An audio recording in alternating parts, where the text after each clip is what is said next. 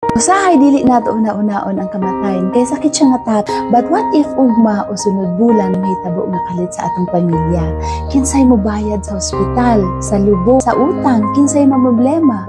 Mauni pinakamasakit, di man ta ang mag-antos kay patay naman ta, ang mag-antos ang atong pamilya, atong bana, atong anak, atong paryente, sila ang magkalisod. Pero karon pa lang, pwede na nato sila mapanaligdan. Dili kinahanglang mahal. Ang ako agani to 50 cents a day ra. Depende sa imong edad o sa coverage na imong gusto. Ang importante ay magamit imong pamilya sa kalit nga kamatayon. Akong pangutanan nimo karon, kung mawala ka og kalit, preparado ba ang imong pamilya?